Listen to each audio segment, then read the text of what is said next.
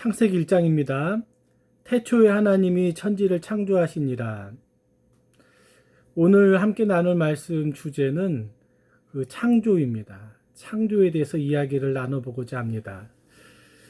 여러분, 그런 그림을 한번 좀 상상을 좀 해보셨으면 좋겠어요. 연극이 시작이 됩니다. 연극이 시작되기 전에 무대 위에 한 사람이 올라와요.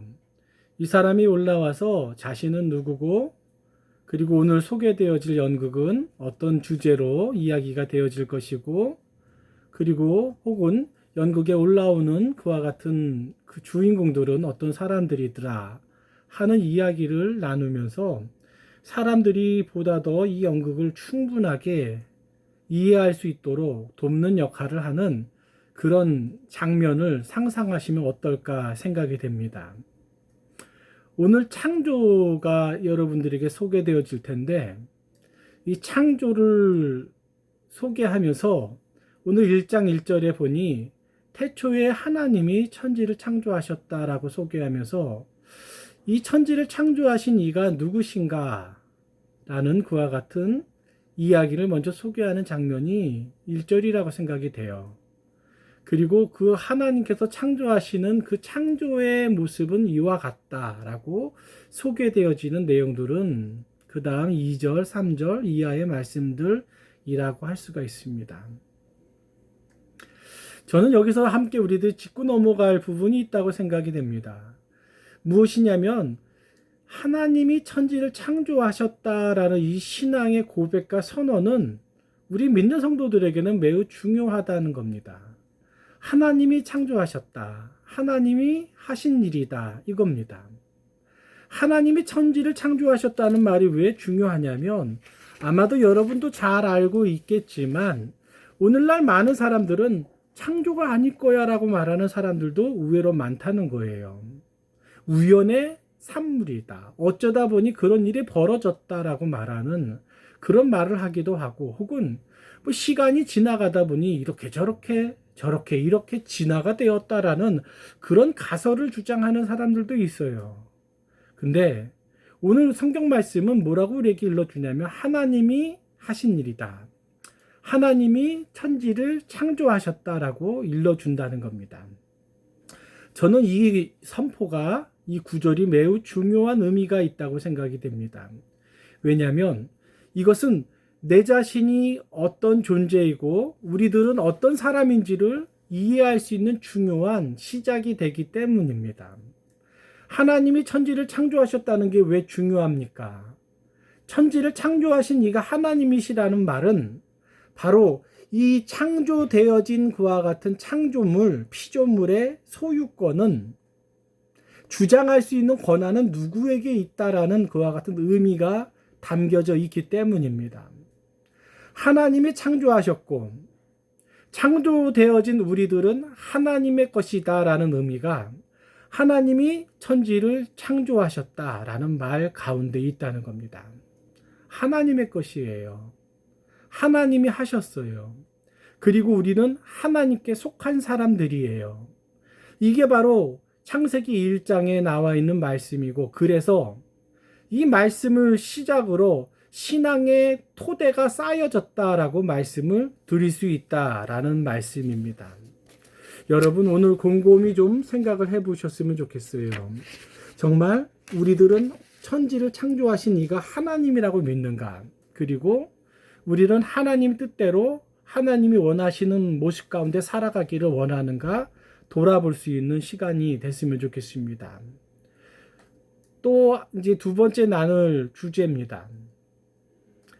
오늘 말씀 26절에 보니 이와 같은 구절이 보게 됩니다. 하나님이 이르시되 우리의 형상을 따라 우리의 모양대로 우리가 사람을 만들고 그들로 바다의 물고기와 하늘의 새와 가축과 온 땅과 땅 위에 기는 모든 것을 다스리게 하자 하시고 26절에 보니 하나님께서 말씀하시되 하나님의 형상대로 하나님의 형상을 따라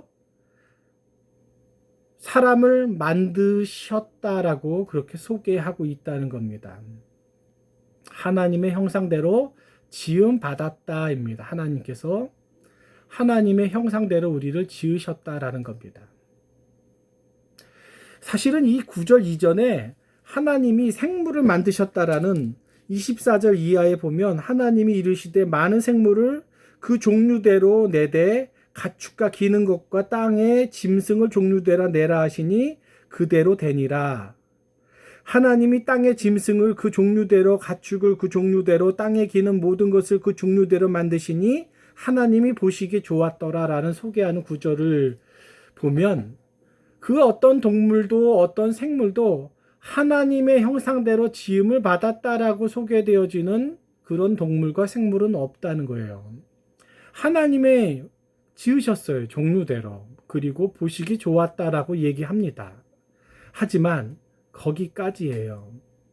그 어떤 생물도 하나님의 형상대로 지음받았다.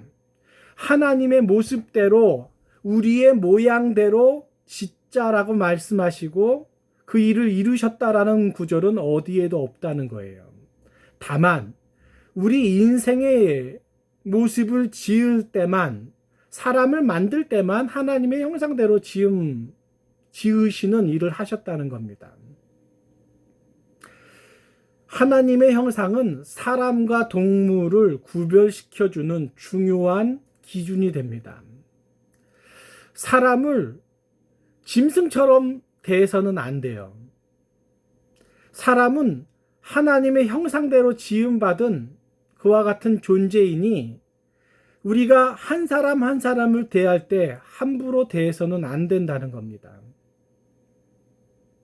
하나님의 형상대로 지음받은 우리, 하나님이 원하시는 모습대로 지음받은 우리들, 정말 어떻게 보면 굉장히 고결하고 가치가 있는 인생이고 존재라고 말씀을 나눌 수 있다는 겁니다. 내 스스로를 돌아보고 생각할 때도 하나님이 나를 하나님의 형상대로 지으셨구나라고 생각할 수 있는 마음이 필요합니다. 될 대로 되라. 모르겠다. 마음대로 하고 싶은 대로 살아야지 라고 말하는 것은 하나님의 형상대로 지음받은 사람이 할 소리가 아닌 거예요.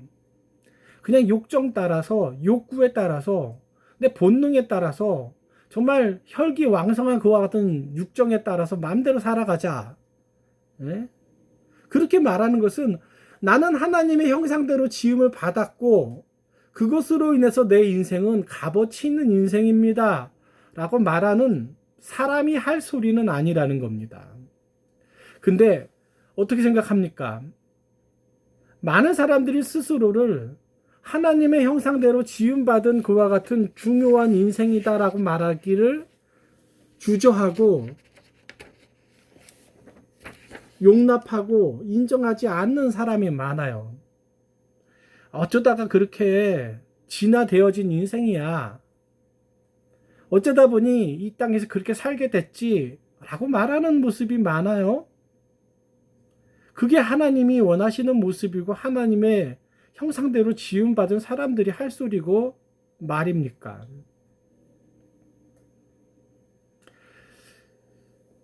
잘 먹고 편안하게 있고 하는 것에 머무르는 가치관을 추구한다면 하나님의 형상대로 지음받은 인생이라고 말하기에는 부족함이 있을 겁니다.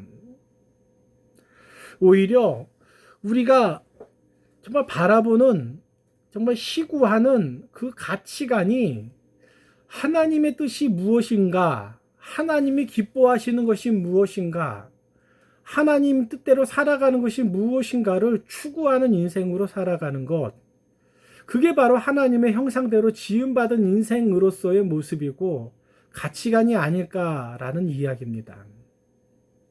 창조를 했다. 하나님이 창조를 하셨다. 그래? 그런 지식이 있어? 그런 일들이 있었어? 라는 어떤 정보와 어떤 지식을 얻는 것이 창조주 하나님이시다. 하나님이 천지를 창조하셨다라는 고백과 어떤 신앙 선포가 거기에 있는 게 아니에요. 하나님이 우리를 지으셨고 우리는 하나님 앞에 속한 인생이고 그리고 우리는 그 하나님이 지은 인생이 있기 때문에 거기에 걸맞는 인생을 살아가는 게 마땅하다라고 말하는 건 그게 바로 하나님이 지으신 인생답게 살아가는 모습이지 않을까라는 겁니다. 마지막으로 우리들이 함께 나눌 말씀은 그렇게 지음받은 우리 인생은 어떻게 살아가야 되느냐입니다. 우리들이 하나님께서 지으셨다면 우리들 어떻게 살아갈까 하는 얘기를 좀 해봤으면 좋겠어요.